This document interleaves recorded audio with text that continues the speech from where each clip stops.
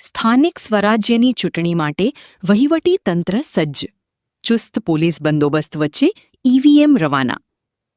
હાલોલ તાલુકામાં આગામી સ્થાનિક સ્વરાજ્યની ચૂંટણીને લઈ વહીવટી તંત્ર દ્વારા આખરી ઓપ આપી દેવામાં આવ્યો છે. આજે શનિવારના રોજ વહેલી સવારથી જ હાલોલના ગોધરા રોડ પર આવેલી વીએમ શાહ સ્કૂલ ખાતેથી તમામ મતદાન મથકો માટે ઈવીએમ મશીનોની ફાળવણી કરી પોલીસ બંદોબસ્ત સાથે તેમને રવાના કરવામાં આવ્યા હતા. તાલુકા પંચાયત કુલ 24 બેઠકોમાંથી કંજરી, સાથરોટા અને ઘનશર બેઠક પર ભાજપના ઉમેદવારો બિનહરીફ જાહેર થતાં હવે 21 બેઠકો માટે જંગ જામશે. આ 21 બેઠકો પર કુલ 56 ઉમેદવારો મેદાનમાં છે. જિલ્લા પંચાયતની 5 બેઠકો માટે 15 ઉમેદવારો વચ્ચે ત્રિપાંખીયો જંગ જોવા મળશે. તાલુકા પંચાયતની બેઠકો માટે 148 બૂથ અને જિલ્લા પંચાયતની બેઠકો માટે 174 મતદાન મથકો પર ચૂંટણી પ્રક્રિયા હાથ ધરાશે.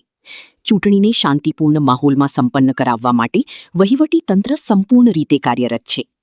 વીએમ શાહ સ્કૂલ કેમ્પસ ખાતેથી ચૂંટણી ફરજ પરના કર્મચારીઓને ઈવીએમ મશીન અને જરૂરી સામગ્રીનું વિતરણ કરવામાં આવ્યું હતું. તમામ બૂથ મથકો પર કોઈ અનિચ્છનીય બનાવ ન બને તે માટે ચુસ્ત પોલીસ બંદોબસ્ત ગોઠવી દેવામાં આવ્યો છે.